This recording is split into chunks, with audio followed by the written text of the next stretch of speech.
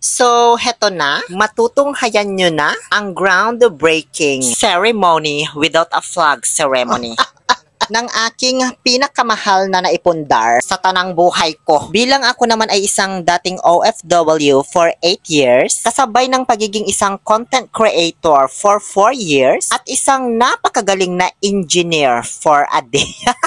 Siyempre, kailangan ko din namang bigyan ng reward yung sarili ko, Deserve ko naman siguro ito sa kabila ng aking pagtsatsaga at pagsasakripisyo sa ibang bansa. Kaya sana wag nyo naman nang masamain or isipin na pagmamayabang ito. Sa halip ay gawin nyo na lamang pong inspirasyon na may isang taong tendero lang ng cheese sa ibang bansa sa loob ng 8 taon, nagsumikap at ngayon ay nakapagpatayo na ng kanilang sariling lagayan ng dayami. Diyos ko. 8 taon ka sa abroad, tapos pag uwi mo, lagayan lang pala ng dayami pinatayo mo. At least may naipatayo. Yung iba nga dyan, di ka-volity lang ang kayang patayo. Charot. Ito kasing baka na ito Ba't pa kasi binili-bili? Kailangan patuloy magpatayo ng ganito Mapuhunan din pala pag-alaga ng baka. So ito na, ipapakita ko na sa inyo kung paano namin ito itinayo. Total nakita nyo naman na yung itsura pagkatapos, diba? Pero syempre with a twist, kasi ako po yung magsisilbing engineer nila for this day. So, bali po itong kinatatayuan namin. Dati na pong may pinatayo dito na lagayan ng dayami. Kung napanood nyo sa vlog ko, year 2022 pa yun. Kaso, nasira na kasi made of kawayan lang yun. Yung pundasyon niya, tsaka yung lusok ba tawag doon? Basta yung 4 na poste. Pero ngayon, iibahin na namin. Para mas matibay, gagawin na po naming halo. Made of semento. So, dyan po sa nakikita nyo ngayon, bali nakapaghukay na kami ng 4 na butas. Yan yung pinaghuhukay ko kanina pa. Eme-eme lang ba? Pero kanina pa yan may butas. Medyo nainis nga lang ako kasi sinusukat-sukat pa nila yung pagitan ng bawat butas. Sabi ko, bilang ako naman ay isang napakagaling na engineer, tatantsahin lang dapat yan. Kaso, di man sila nakikinig sa akin. Uy, bahala nga kayo dyan. You're just wasting time management. Ito na pala yung mga reject na yero na nabili namin. 4 kilo yan, kaya mura lang. Tapos dito naman ginagawa yung magiging ugat ng bawat poste para mas matibay at hindi masira agad kapag lumindol. Alam nyo naman dito sa Pilipinas, nasa Pacific Ring of Fire tayo, kaya prone tayo sa lindol. Siya pala si Tito ko Ernesto. Pero Ernest 1 na lang kasi mag-isa lang naman siya. Bali siya po yung hinire namin para tumulong sa aming gumawa nitong tinatayong lagayan ng dayami. Marunong siyang gumawa syempre kasi matagal na po siyang member ng The Carpenters dito sa aming barangay. Iba-iba yung ginagamit niyang pyesa. Minsan yung You've got to love me for what I am, for simply being me. Don't love me for what you intend or hope that I will be. And if you're only using me to feed your fantasy, you're really not in love, so let me go. I must be free, yeah baby. The Carpenters pala yun. In short, carpentero po siya. Pinahaba ko lang. At ayan, nakatapos na po sila ng isang ugat pack ng poste. Ngayon, dinala ni Uncle Ali dito sa may bukid para i-try ang bawat circumstances. Kung tama ba yung sukat, ganon. Hindi nila ma-estimate yung tamang sukat, kaya no choice, nilapitan ko na lang po sila. Kasi 3 na silang nag-uusap-usap dyan, pero di pa rin nila mawari ba? Ayan, diba? Tama yung sinabi ko. Kung di pa ako dumating di pa nila alam gagawin nila. Sabi sa inyo, kailangan ako dito. Ngayon, ay sinimulan na pong kumuha ng manok ng tatay ko dito sa may kulungan. Bali, itong kulungan, sa amin po yan. Di ko nga lang sure dito sa manok na nasa loob. Kasi kahapon, wala pa naman nakakulong na manok dito Tapos biglang mayroong 2 agad. Paano nangyari yun, B? Basta ang tanda ko na lang, kinabukasan nito pinabarangay kami.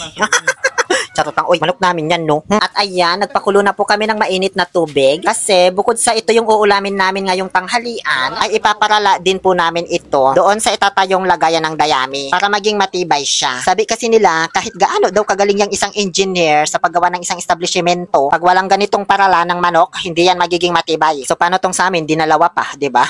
Ewan ko na lang kung masira pa ito ba.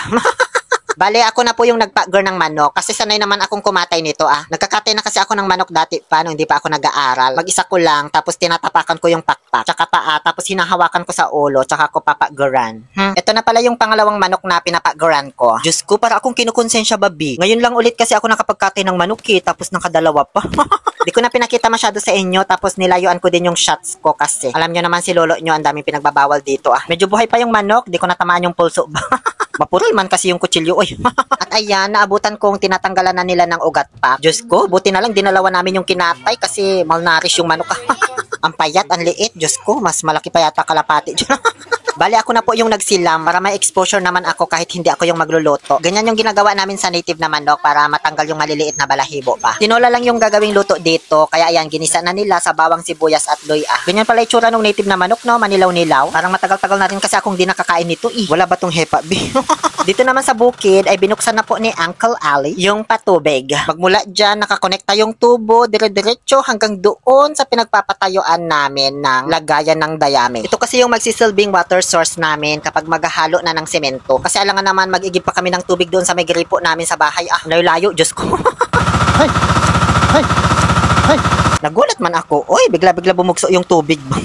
Di ako prepared doon, ha? Bale, pupunuin lang po namin yung isang drum na yan. Tapos, okay na, sapat na yan. Saglit lang naman yan mapuno kasi malakas naman yung buga ng tubig. Nung napuno na namin ng tubig, yung katawan ni Yobab, wala pa yatang 1 minute, napuno na, ang bilis lang. Sinimula ng maghakot ng buhangin tsaka bato nung tito ko. Kasi maghahalo na kami pambuhos doon sa pundasyon. At ayan, sinimula na po naming buhusan yung bawat butas. Habang nakasalpak at nakatayo na rin dyan yung ugat-pak na bakal. Yung tatay ko yung taga-kiwal, tapos ako naman yung taga-buhos. Medyo maaksaya nga lang siya sa halo, guys, kasi ang lalaki ng mga butas na ginawa. Ang tagal mapuno, Diyos ko. Makailang timba ka, pabalik-balik bago mapuno. Kaya ang ginagawa na lang namin minsan, nilalaglagan ng mga malalaking tipak ng bato para hindi maaksaya ng halo.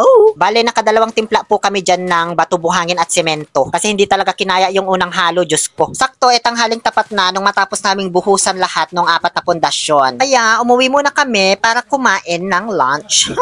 Ayan, dito kami na nanghalian sa may silong ng dalandan sa tapat ng bahay namin para malamig at presko yung hangin. At di na kailangang mag-electric fan pa. Diba? Ang saya lang. Ganito sa probinsya namin, no? Iba talaga pag tinulang native na manok. Diyos ko, ang sarap. Tapos malasa pa. Di kayo matatakam for today's video. Pagkatapos namin kumain, syempre, nagpa-usos lang kami ng konti. Mga 2 oras, ganyan. Yes, ganito sa probinsya B, 2 oras ang pahinga. Pagkatapos mag-lunch, hindi gaya sa inyo, 1 hour lang ang lunch break nyo.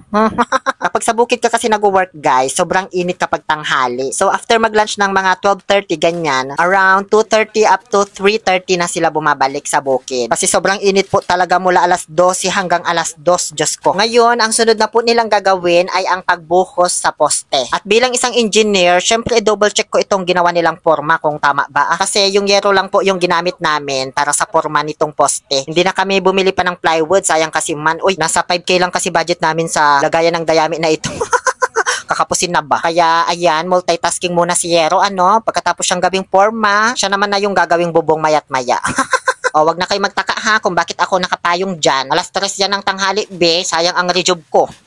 Ngayon ay niready na po nila yung tungtungan dahil sisimulan na nila ang pagbuhos ng ulan na aking mundo. So, bilang isang engineer ulit, dinodouble check ko yung mga nabuhusan na poste. Baka may mga lungaw-lungaw pa sa loob, ha? Hindi nabuhusan ng maigi.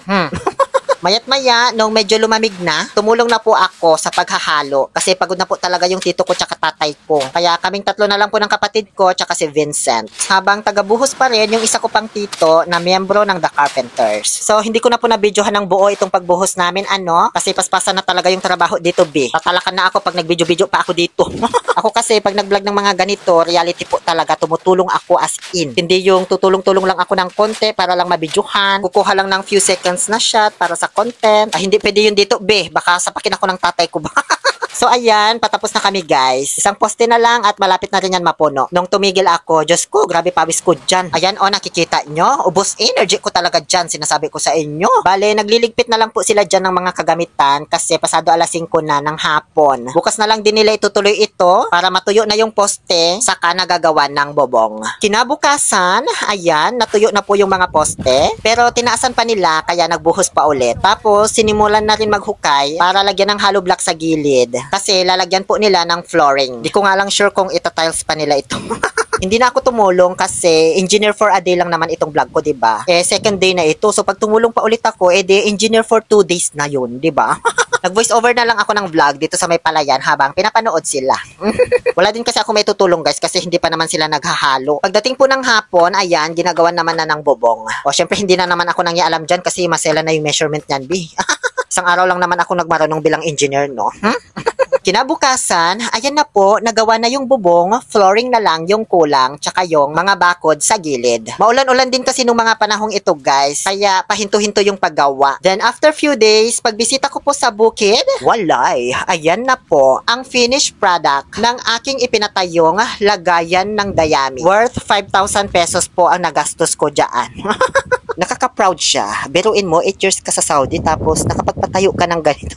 Ang ganda, diba? Parang ang sarap tirhan. Sana pinagawa ko na lang maliit na bahay, no? Oh, ang sarap matulog dito tuwing tanghali, Diyos ko. Magdala ka lang folding bed, habang hindi pa nilalagyan ng dayami, ano? So, abangan ninyo kasi sumunod na po dito yung pag-harvest sa mga palay. Ayan, wala na, diba? Diyan ako na voice over nung nakaraan. At kapag natuyo na yan, syempre, ilalagay na namin dito sa lagayan ng dayami. But that's a story for another what if.